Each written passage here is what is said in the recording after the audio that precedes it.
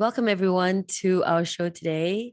Today, we have a guest who is a multifaceted and multi-qualified Olivier Sanchez. He is a naturopathic practitioner, a clinical nutritional therapist, iridologist, a Michelin-trained chef, and is certified in mental health awareness, such as eating disorders. And Olivier's specialty is in focusing his attention in making quality nutrition at the forefront for his clients and patients through their healing journey. Through his practice Nutrinity in London in the UK. So we're so excited to have you today, Olivia. Thank you for being on Touch of the podcast and welcome. Thank you very much for having me. I'm very, very happy to be here. Thank you. So just kind of to start off our conversation, Olivier, we want to talk about the hustle culture with you. So what is the hustle culture? And I think we're all kind of guilty about it, where we just keep on going without checking in and see if we are really feeling good. Men, especially because we are in November and we are touching base on mental health issues or physical health issues that are mostly targeting men. And the hustle culture is quite rewarded in the masculine or the male how to say patriarchal society. There you go.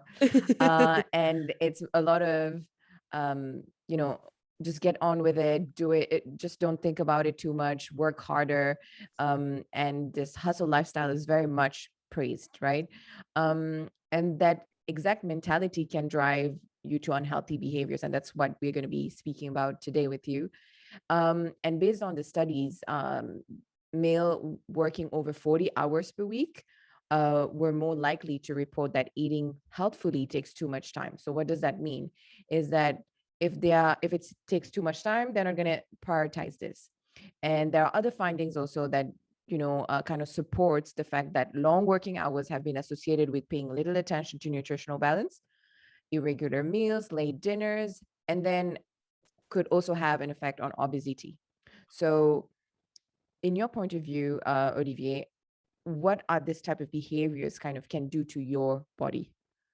Absolutely. What you say is absolutely correct. And what I want to do today is to actually paint the whole picture so we can understand exactly what is happening in the body and why it's happening in the first place, why we are led to believe that working all hours of the day is actually something to reward. So that's why for me, I really want to use those kind of statistics that has been available to us. And some of them, like for example, in America, which are given by the CDC and which expose that only 6% of adults are reporting to actually engage in all 5 key health-related behavior for chronic disease prevention. And we know that those are to never smoke, to getting regular exercising, consuming no alcohol or moderate amount, maintaining a normal body weight, and obtaining daily sufficient sleep.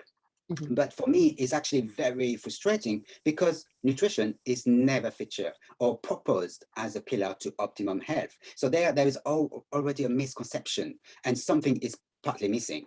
And if nutrition is missing, then we know that the effect of any of those 5 elements will be greatly multiplied. And nutrition is such a problem because eating healthily should start at birth.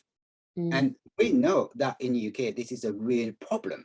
According to the British Genetic Association, only 8% of children ever consume their 5 a day. Wow. We already know that this concept was developed to minimize the risk of deficiency. So not reaching those 5 a day will already have repercussions on the body and the mind at any time in the life of the individual. Wow. But more than that, less than 1/3 of adults consume their 5 a day. So it is clear it's a widespread problem and more should be done to improve the diet of millions of people. But that also kind of indicates that a multitude of people are chronically malnourished. So now if we really look at men in particular and the recent hustle culture, like glorifying entrepreneurship and working at all time of the day and partying hard like we are invincible. Like just a few years ago, entrepreneurship was so big. Everybody was an entrepreneur.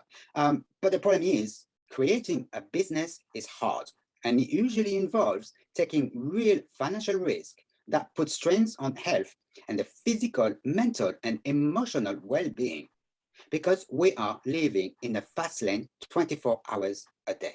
And the Yeah. body cannot sustain that level of demands, especially if nutrition is missing. So I think that it's an interesting point that when you started explaining, what happens to your body, because you referred directly to what happens in their childhood, but you mentioned 5-a-days. What are 5-a-days? The 5-a-days is it, your greens? Is it your vegetables, your fruits? What is it?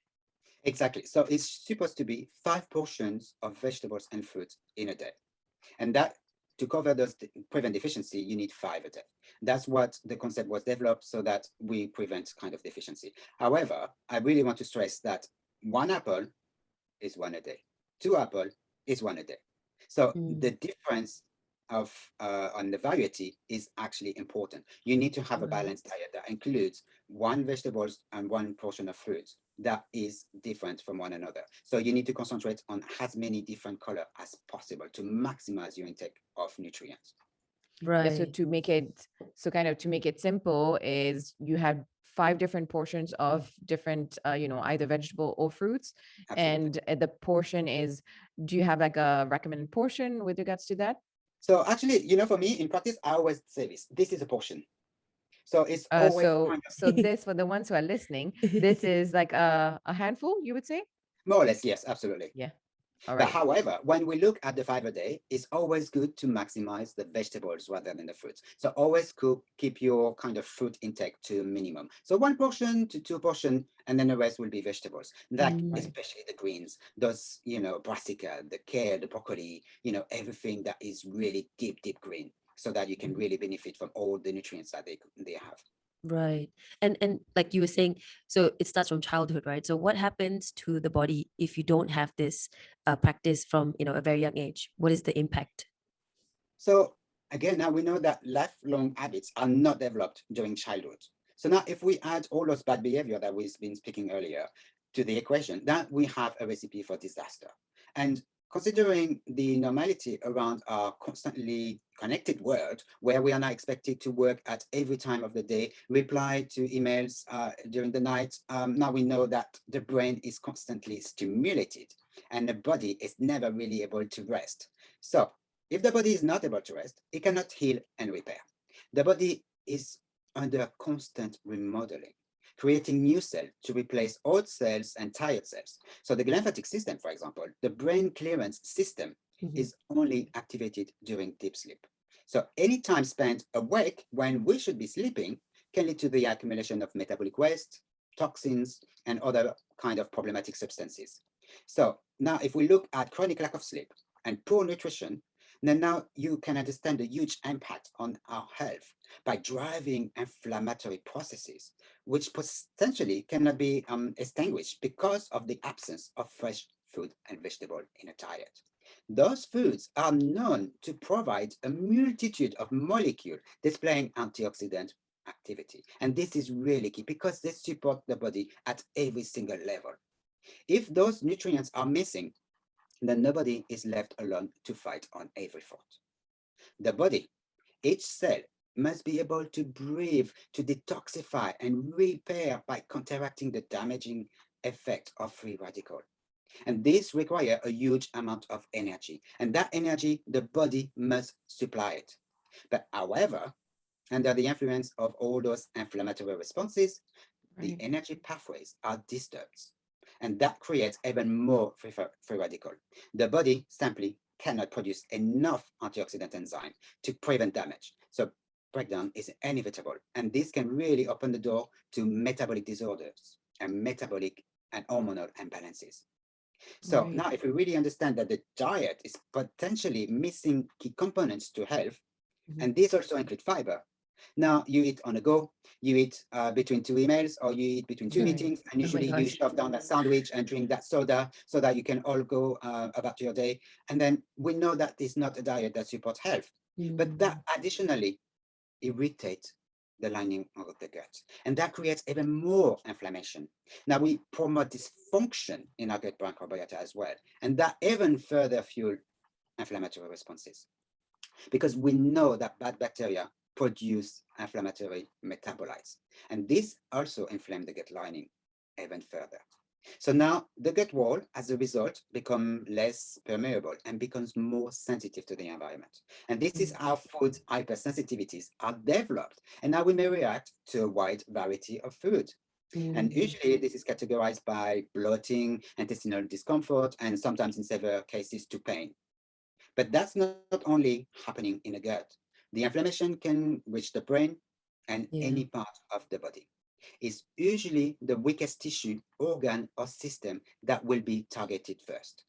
And now, if you really kind of start experiencing brain fog, you can't really think straight, you're tired all day long, and to cope, now you drink more and more coffee, and then you eat more and more sugar just to sustain your energy level. Yeah, because the thing is that in the hustle culture, you would I'm saying this, it looks like I'm kind of not part of it, but it's true that I'm a bit guilty of it. But you have, it's ironic because if you want to continue that, fast pace or even be sustainable, in the long term, you have to be able to kind of undo this, behavior. Because if you're always kind of on the go and not the relationship between the hustle culture and just like always being hyperactive, and then that's impacting the way you eat or the choice of food and the way you kind of take it, creates this stagnation like in your body, and it's not processing it well. You're not letting your body to do what it's functioning, so you won't be able to continue and hustle like on the long term. So it's interesting how it's you kind of have to undo those unhealthy behaviors to continue to hustle if this is what you want to be doing. Yeah. Absolutely. And you really pinpoint here the problem. And the problem is the stress response, because the fight or flight mode is chronically activated, which means that the body is constantly in a survival mode. It knows that danger is imminent and it must prepare to either run or fight back. That's the aim of the stress response, the fight or flight mode. So the problem is now there is no danger to run from. And the energy that was diverted to the muscle tissue so that you can really run as fast as possible, and to the mind so that you can really think and focus very clearly on finding the quickest route out of danger. But like, again, there is no danger. There is nothing happening. It's all in our mind and what we're impacting on the body. So now if we imagine the excessive level of blood glucose that is circulating in a system, in the blood system. Now, we know that sugar is very toxic to the blood vessels. So the body is now fighting on kind of keeping blood glucose high, but at the same time, because it's toxic, then the pancreas is releasing that much insulin to bring down level to a healthy level. However, due to the dominant effect of the stress hormone, then the pancreas must really produce a tsunami of insulin. And this eventually leads to a negative output when there is not enough glucose in the blood. And this is really damaging for the brain, and the brain is pulling the alarm. It's saying, no, I need my sugar. So now more stress hormone are released, and now the blood glucose level is elevated again. So now you have that vicious circle where you go high, you go low, you go high, you go low, and you cannot sustain your energy level during the day.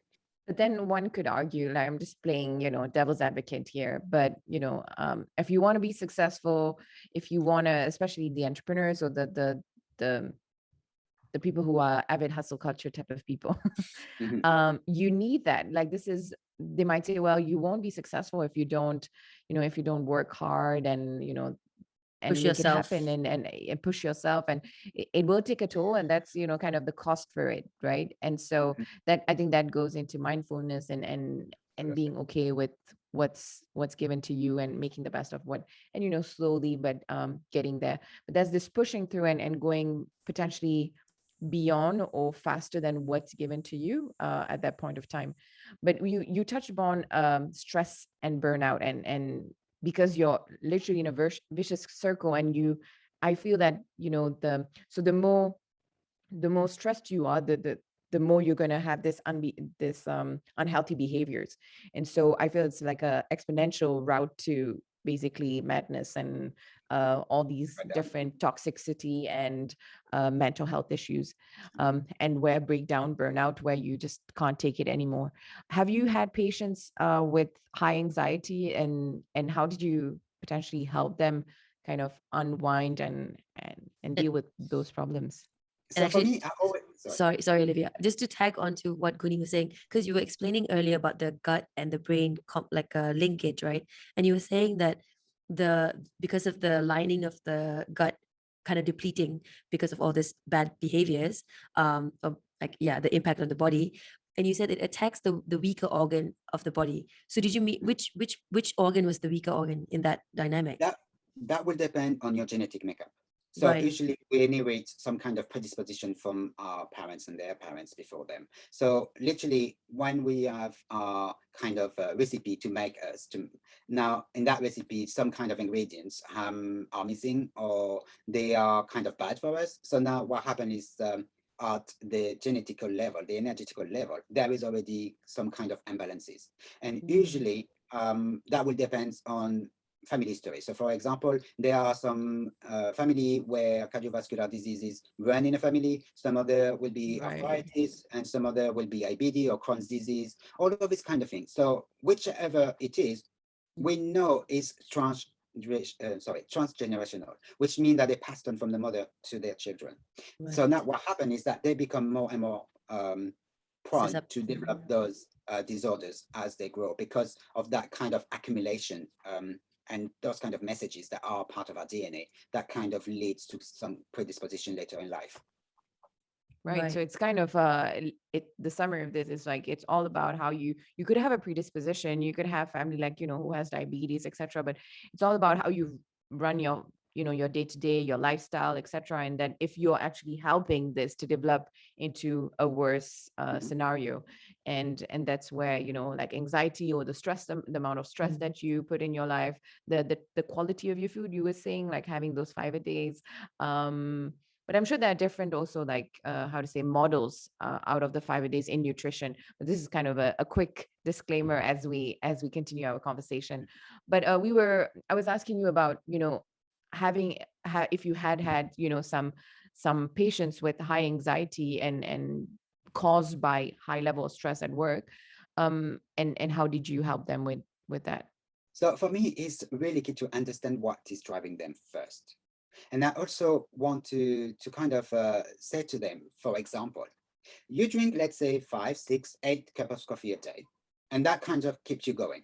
Wow. However, when you're brain fogged, when you're over hyperactive, do you actually work better? Are you more productive? Do you have better performance? Or do you have better performance when you are more centered, more quiet inside, and more calm and focused? So that's why for me, I was like, if you eat properly, if you sit properly, if you sleep properly, and you actually kind of manage your stress response, are you more productive by working better, not harder? So that's why for me, I always kind of say, if you are trying to maintain your energy level, you are more busy trying to maintain your energy than being focused and being organized.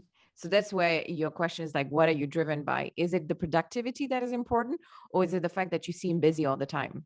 Because those are two different things.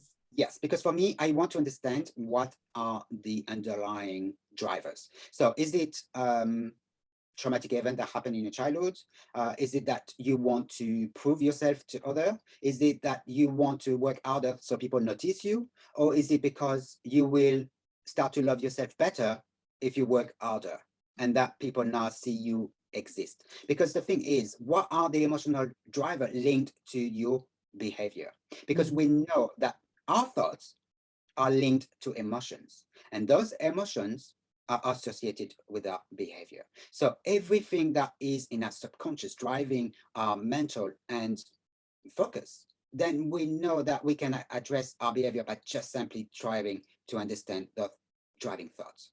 Yeah. So, I was going to say, like, that's a lot of work, that's a lot of effort on every individual's part. And like what you're saying is basically like kind of, in a way, life coaching / therapy / counseling / self-awareness. So it's like a bunch of things rolled on. And when you're in a hustle culture mindset, there's no time for people don't think and say like, oh, I need to be centered in my experience right now. They're thinking like, how am I going to get that number, meet that target? And so this, when you say this, I really feel like you've identified the gap, like the huge gap is right there.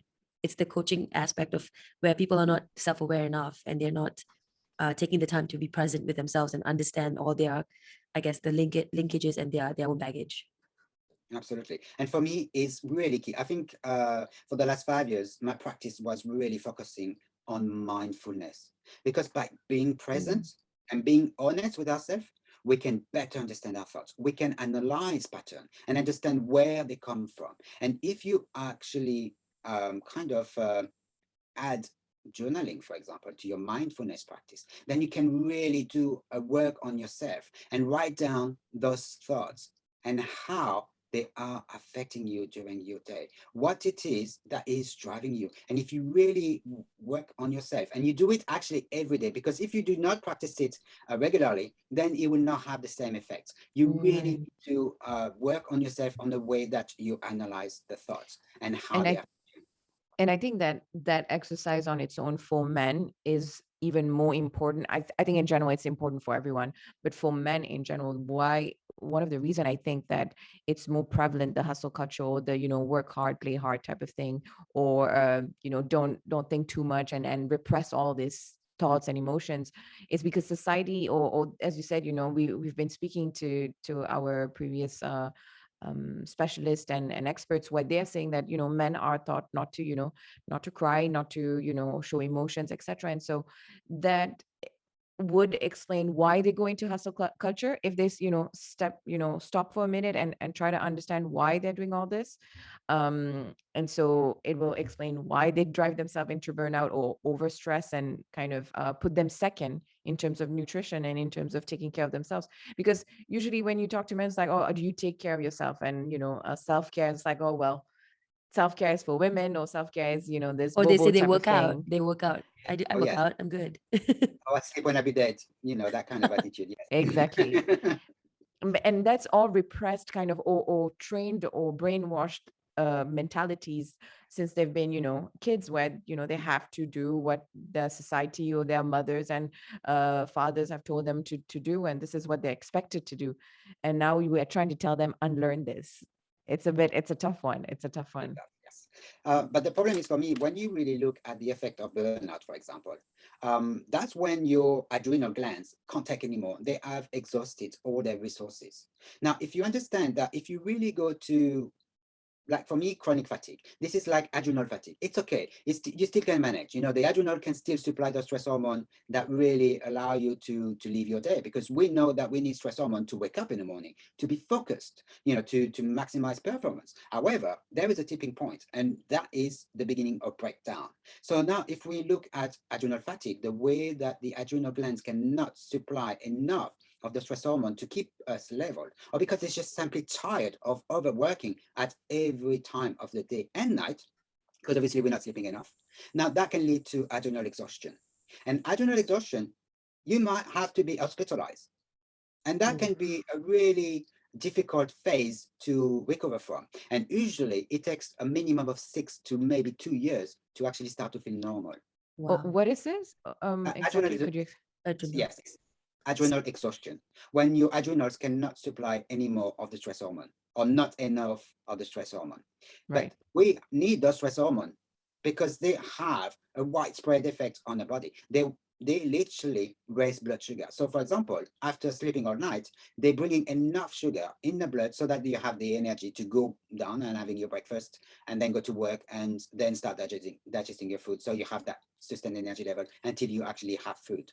However, when you don't have this, then you can't wake up in the morning. You will struggle to actually wake up. And that's just adrenal fatigue. But adrenal exhaustion, you are actually probably bedridden. You can't get out of bed. You will have no energy to move, and you will probably be in pain. Moving your muscle will be painful. And so when you really look at, for example, being in bed for 3 weeks to 1 month, or even 6 months because you can't move, then where is the productivity? Where is the performance? What can you achieve when you're in that state? And the problem is, because it takes so long to recover, to replenish the body, to replenish the adrenal glands, then you know that it's better to look for prevention than to try to reestablish balance when it's been past that breaking point. Yeah. And so I guess how can I guess people who are participating and embracing the hustle culture, how can they address this concept and also do something about it today to build that resilience in their body and that immunity and that strength? So for me, first of all, the key point is to reestablish healthy sleeping patterns. Without sleep, nothing will work because the stress response will be chronically activated because of the lack of sleep and the hyperstimulation on the brain. I'm laughing because I think Guni knows how much I struggle with sleeping, especially since we've been doing this. So it's a very good reminder. Thank you. But actually, you know, it's a very vicious circle. You work hard, you are stressed, you are more likely to become anxious because you're not feeling that you're productive enough. Your performance is lacking. And Yeah. therefore, by being anxious, And you now, in my mind. yes, now this affects your sleep. So you don't sleep, you become anxious, you sleep less. And now what happened is that your brain is hooked on fear and you sleep with one eye open. So when that happens, you can go to bed and try to sleep. You will never sleep because you are hooked on fear and sleep with one eye open. So you really need to address how you stress response, how you activate that stress response and how it's affecting your body. If you are not breaking those cycles, you will not reestablish good sleep. Yeah, I see that like I use sleep as like the easy way out. Like I'm thinking it's my balance to continue that hustle culture. So if I don't get that sleep, it's like you don't have to do anything. You just have to lay there and close your eyes and let the body do what it's supposed to do. Yeah. And so if you think of it as like a, you know, part of that process of making sure that you can be sustainable, then it's an easy way. But getting over that anxiety is another aspect. Absolutely. But the problem is, I really want to stress one thing here, is that you should never, and this I speak to everyone, you should never bring work to the bedroom. Because this is the worst for sleep. If you check your emails or your phone before sleep, then you're already setting the mood for the night, thinking, oh my God, I forgot about this email. Now I need to reply. Oh, I forgot about this meeting. Oh my God, now you are literally focusing on the bad things that you should not. So now you are affecting your sleep at the deepest level because now you are assimilating your bed with work. So every time you will go to bed, your brain will be hooked on work. All the things that you have forgotten, and then it will become such an automatism that every time you will go to bed, you will check your phone. And now you are activating that stress response every time you go to bed. So work should never enter the bedroom. Okay. And for me, I also recommend one thing, is that you go to bed, and if after 15 minutes you are not sleeping, you must get out of bed and go to another room. And then you only go back to bed once you're tired. So you can have a cup of chamomile, you can read a book, you can do anything, no screens, nothing stimulating. You cannot stimulate your mind. If you stimulate your mind, you will be kept awake. You need to do something that is soothing, read a book, drink a chamomile, something that you like, something warm and comforting. And then you go back to bed. And that will kind of associate bed with sleep. Your brain will understand that bed is for sleep. You cannot establish healthy sleep patterns if you do not establish bed with sleep. Yeah, it requires discipline, right? Oh, absolutely. Absolutely. So sleep is one. Yes. So sleep is one. Yes. Then what Then would the be? second is a nutrient-dense balanced diet, which includes as many fruits and vegetables of as many different colors as possible, and also to rebalance the ratio of omega-3 to omega-6. And we should aim for a ratio of 1:1 or 1:4 at the very maximum. And this is achieved by avoiding conventional meat, all those kind of long life meat, I call these things, you know, like ham and like cured deli meat. Exactly. deli All meat. those, yeah, exactly. All those things that you find in sandwiches, for example. So now we want to look at this kind of conventional meat and cured meat, but also the farm fish, because we want that omega-3s because of their anti-inflammatory effect on the body. And that is achieved by looking for small wild fatty fish, like the sockeye salmon, the earrings, the sardines, and the mackerel. And even though river trout are also acceptable. You know, everything that is rich in omega-3. We know that conventional meat and farm fish have a different ratio of omega-3 to omega-6. They contain more omega-6 because of their diet. They're no longer eating their diet. They are forced a diet that is not theirs, and that leads to dysfunction in their own body. And so their kind of fat is now changed to a more pro-inflammatory omega-6 based fat. So for the ones who are, not eating fish, vegetarians or vegans, where would be the best way to get those omegas? So for me, now, when we speak about restricted diet, whichever they can be, the vegetarian, the vegan, it is now key to understand that if you don't cook from scratch, your diet is as bad as those people eating the meat, the conventional meat. Why is that? It's because your food is cooked in a factory, and that food is full of additive, of preservative. It has no fiber, and probably the nutrients that are there are synthetic. They're man-made. And most obviously, the body cannot recognize them because they don't occur naturally in nature.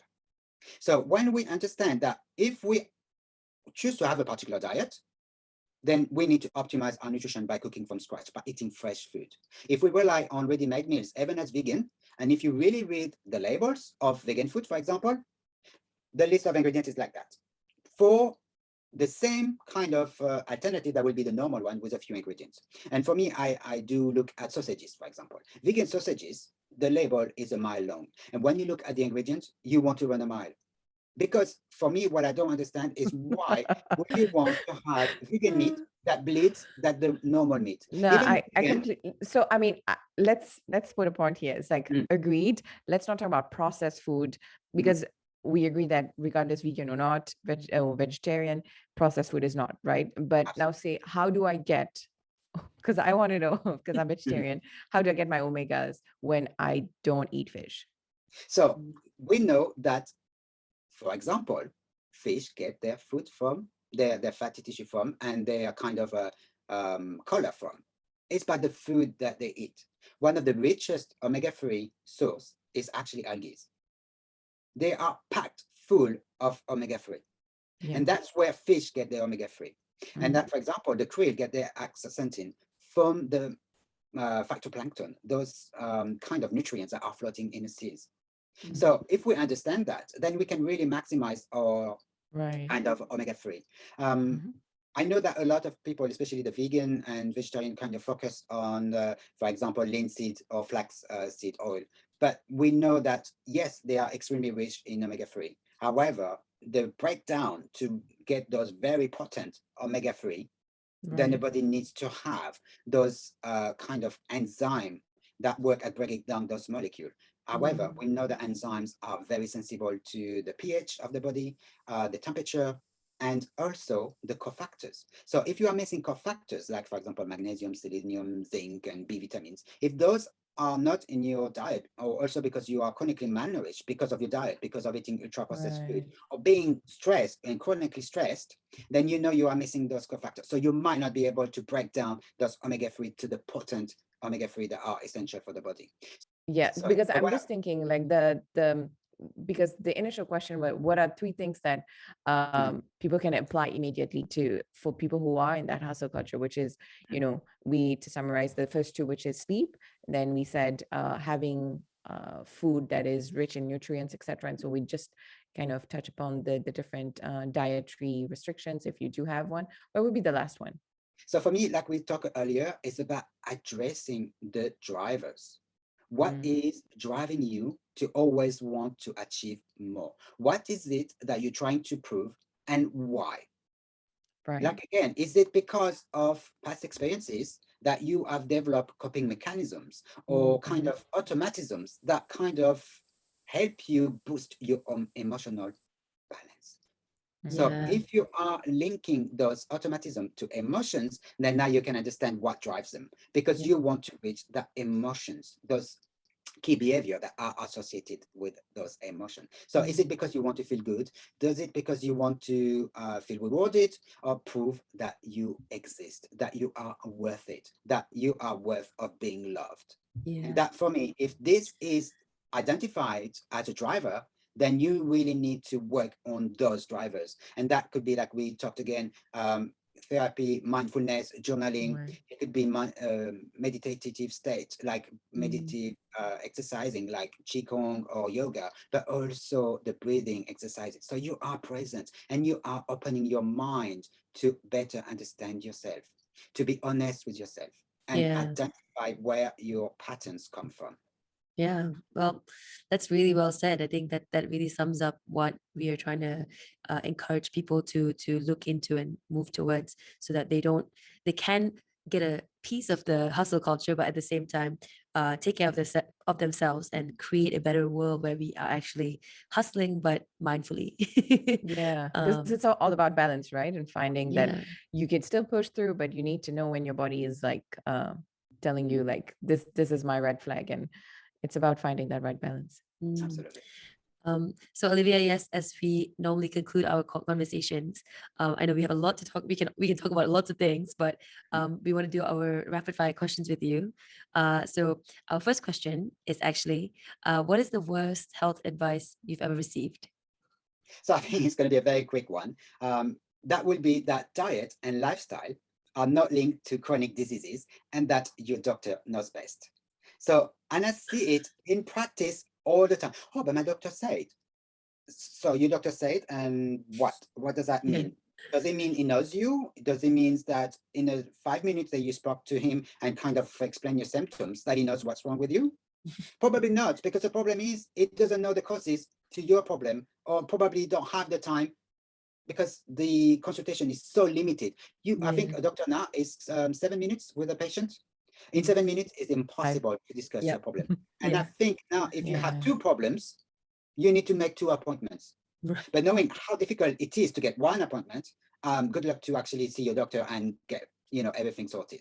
Yeah, that's a pretty terrible one, actually, including the second one. And so the second one is, if there was one habit you think we should all adopt, what would it be? So for me, it would be to eat 10 a day. 5 a day was fine, to minimize deficiencies in nutrients. But for me, aim for 10 a day and aim for mindful practices. So for me, they all linked. So when it's time to eat, you need to be mindful about that food. You need to reconnect with food. You need to understand what it does on your body. You need to understand how it affects every single cell and tissue in your body. But you need to look at food as information that is given to your body to operate. So if you look at food as being a message sent to your body, then you really understand how your kind of understanding of food can play on your body.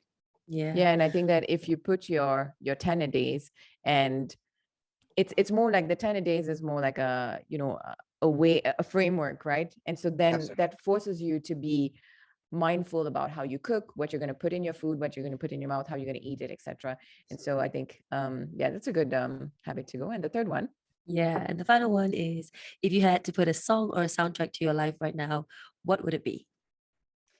Actually, I think I'm thinking about The Greatest Love of All by Whitney Houston, because once you understand the power of your thoughts, then you understand you better love yourself first and enjoy all the little things in life, because this is true happiness. And if you love yourself, you will be more inclined to look after yourself, after your body and after your mind. Wow, that is very, very profound and sweet at the same time. Yeah, and especially for men, I think that it's a great message to give, because they sometimes forget that they need to love themselves. And I mean, in the sense that of being in a qualitative way. And so I think it's a nice way to end our episode with you on that beautiful note. Thank you, Olivia, for joining us today and sharing your insights. And hopefully through this, men would feel a bit more inclined to open up and also look at their health in a different way that's positive for them.